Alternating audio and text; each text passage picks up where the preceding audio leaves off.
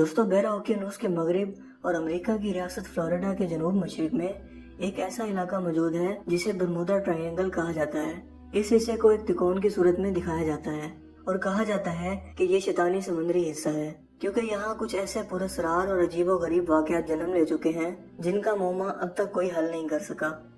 Lakh technology के बावजूद दुनिया भर के साइंसदान इस पर अपनी मुख्तलिफ राय रखते हैं, मगर कोई भी इसकी कोई वाज़ेह दलील आज तक नहीं दे पाया जिससे ये समझा जा सके कि आखिर इस समंदरी हिस्से की गहराइयों में ऐसा क्या राज पोशीदा है कि यहाँ से गुजरने वाले कई समुद्री जहाज और बहरी जहाज लापता हो गए हैं और आज तक इनका कोई सुराग तक नहीं मिल सका। इसके अलावा बहरुल कायल से 100 किलोमीटर दूर के इर्द गिर्द के जजीरों पर एक और समुद्री हिस्सा जो कि इसी तर्ज पर पुरस्कार और नाकाबिले फहम सरगर्मियों का मालिक है और इसे डेविल सी या शैतानी समंदर कहा जाता है। दोस्तों, इस बरमूदा ट्रायंगल और डेविल सी की हकीकत आखिर क्या है, इसको समझने के लिए हम इनका साइंसी और मजहबी दोनों बुनियादों पर जायजा लेंगे। सबसे पहले बढ़ते हैं बरमूदा ट्रायंगल की तरफ। यह इलाका मगरब की जानिब खलीज मैक्सिको से जनूब में जजीरा लॉवर्ड और फिर शुमाल से बरमूदा तक 300 जजायर पर मुश्तमिल एक इलाका है जिसकी आबादी 6500 अफराद पर मुश्तमिल है और ज्यादातर जजायर यहाँ पर गैर आबाद हैं, यानी 65 में से सिर्फ 20 जजीरों पर इंसान बसते हैं। पिछले 400 सालों से लोगों ने कोशिश की कि वो वहाँ जाकर आबाद हों, मगर चूंकि माजी में यहाँ नाकाबिले यकीन वाकयात जन्म ले चुके हैं, लिहाजा कोई भी यहाँ पर आने के लिए तैयार न हुआ। इसके अलावा तमाम साइंसी यकीन दहानियों के बावजूद तमाम बहरी जहाज इस इलाके से दूर रहकर ही सफर करते हैं और हवाई जहाज में मौजूद मुसाफिरों को जहाज का अमला बताता ही नहीं है कि वो बरमूदा ट्रायंगल के ऊपर से गुजरेंगे और रोजाना की बुनियाद पर यह हवाई जहाज बरमूदा ट्रायंगल के ऊपर से बखैर आफियत गुजर जाते हैं। दोस्तों, बरमूदा ट्रायंगल के बारे में सबसे पहले लिखी गई दस्तावेजात 11 अक्टूबर 1992 को क्रिस्टोफर कोलंबस की लिखी गई किताब में मिलती हैं।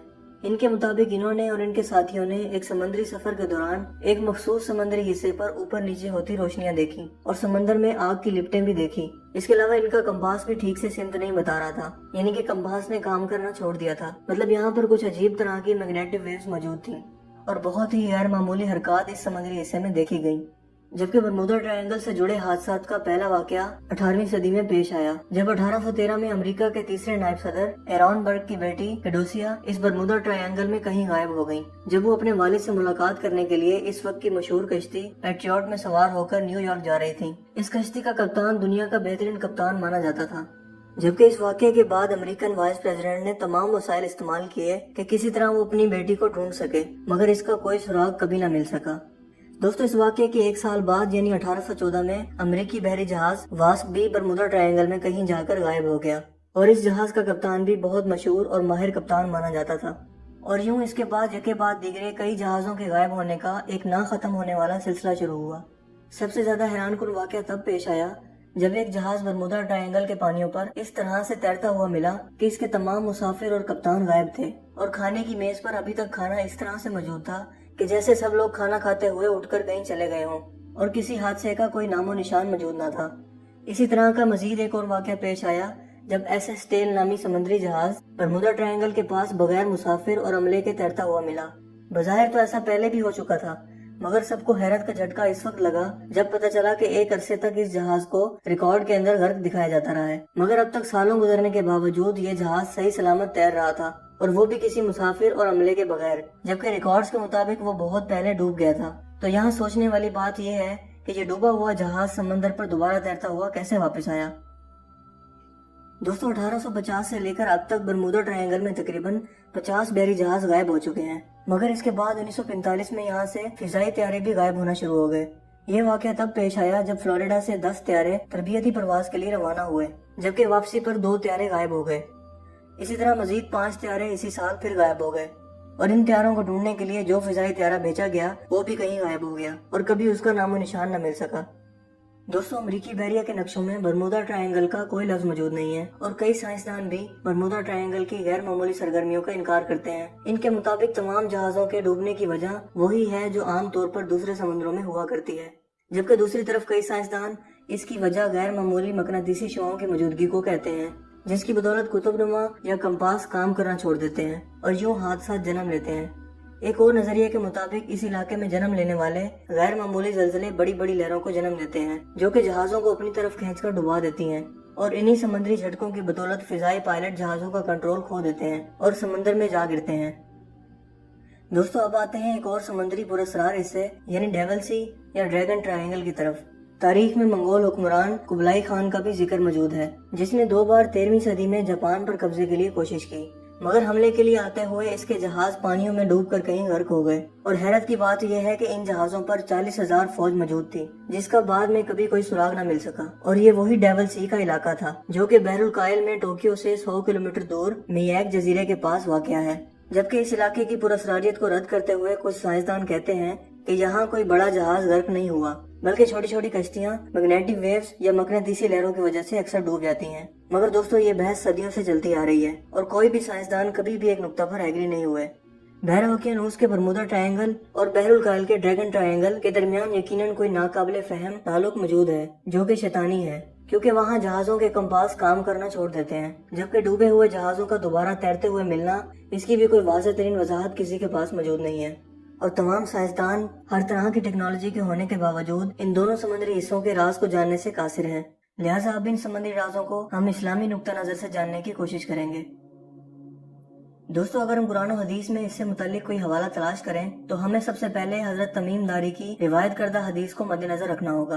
हजरत तमीम दारी पहले ईसाई मजहब के पैरोकार थे, मगर बाद में उन्होंने हजूर अकरम सल्लल्लाहु अलैहि वसल्लम की खिदमत में हाजिर होकर इस्लाम कबूल कर लिया। इसके पीछे एक बहुत अहम वाक़या था जो कि यकीनन इस शैतानी समुद्री हिस्सों से ताल्लुक रखता है।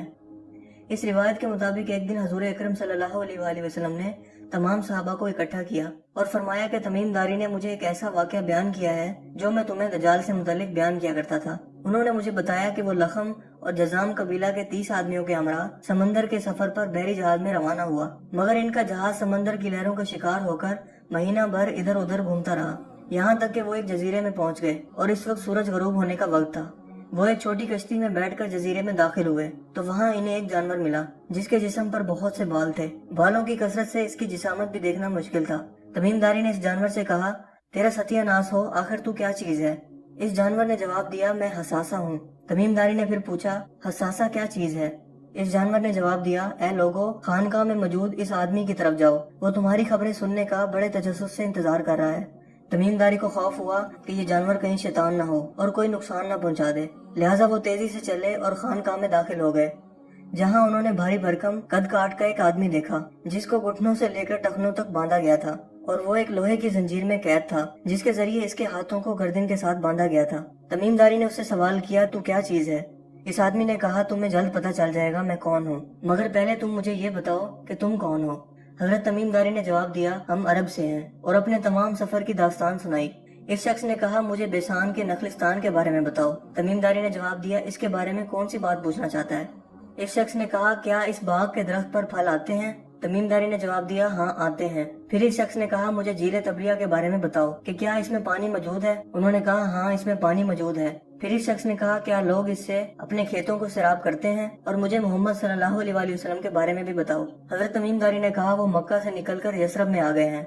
फिर इस शख्स ने कहा कि क्या मोहम्मद सल्लल्लाहु अलैहि वसल्लम ने अरबों के साथ जंग की और वहाँ इनके साथ क्या क्या किया? तमीमदारी ने इस शख्स को तमाम अहवाल बताया और बताया कि मोहम्मद सल्लल्लाहु अलैहि वसल्लम अरबों पर गालिब आ चुके हैं। फिर इस शख्स ने कहा कि अब मैं तुम्हें अपने बारे में बताता हूँ कि मैं दज्जाल हूँ और मुझे अनकरीब खरूज की इजाजत मिल जाएगी। दोस्तों इस वाक़े से जाहिर होता है कि दज्जाल कई सदियों से पैदा हो चुका है और सिर्फ अपनी रिहाई का मुंतजिर है, और वो एक गैर आबाद दुनिया में लोगों की पहुंच से दूर अलग थलग एक जजीरे में कैद है, और वो गैर मामूली ताकतों का मालिक है और इसके करिंदे इसको लम्हा बलम्हा दुनिया के हालात से आगाह करते रहते हैं। हजूर अकरम सल्लल्लाहु अलैहि वसल्लम ने ये वाक़या सुनाने के बाद अपना अस्सा 3 मरतबा जमीन पर मार कर कहा, यह है तैबा, यह है तैबा, यह है तैबा। मैं तुमको यही बताया करता था कि जान लो कि दज्जाल ना शाम के समंदर में है और ना ही यमन में है, बल्कि मशरिक में है। दोस्तों जजीरे अरब से मशरिक की जानिब देखा जाए तो सिर्फ 2 ऐसी जगह हैं जिन्हें मगरिब के रहने वाले लोग भी शैतानी समंदर या डेविल सी कहते हैं, और हैरत अंगेज तौर पर इन दोनों शैतानी समंदरों का आखिरी सिरा अमेरिका से जाकर मिलता है। लिहाजा हदीस के अल्फाज के मुताबिक दज्जाल मशरिक में है, और कई उलमा कराम इस हदीस मुबारका की रोशनी के बाद ये ख्याल करते हैं कि वो समुद्री इलाका जिसमें दज्जाल को कैद किया गया है वो या तो बरमूदा ट्रायंगल है या डेविल सी हो सकता है। इसके अलावा दोस्तों एक और मजबूत तावील मिस्री मुहक्किक ने अपनी किताब मुसल्लस बरमूदा में लिखी है। وہ لکھتے ہیں کہ پہلے دجال بحر الکاہل کے ان بے آباد جزیروں میں قید تھا اور حضور اکرم صلی اللہ علیہ وآلہ وسلم کے وصال تک وہ بیڑیوں میں جکڑا ہوا تھا، مگر ان کے وصال کے بعد اس کی بیڑیاں ٹوٹ گئیں، مگر تاحال اسے خروج کی اجازت نہیں تھی، لہٰذا وہ شیطانی سمندر سے شیطانی تکون یعنی برمودا ٹرائنگل تک ہے، جس کے قریب شیطانی تہذیب پروان چڑھ کر عروج کمال تک پہنچنے والی ہے۔ دوستو، اگر ہم غور کریں تو برمودا ٹرائنگل کے کناروں پر صرف امریکن تہذیب موجود ہے اور یہی تہذیب پروان چڑھ کر دنیا کو اپنی لپیٹ میں لے رہی ہے۔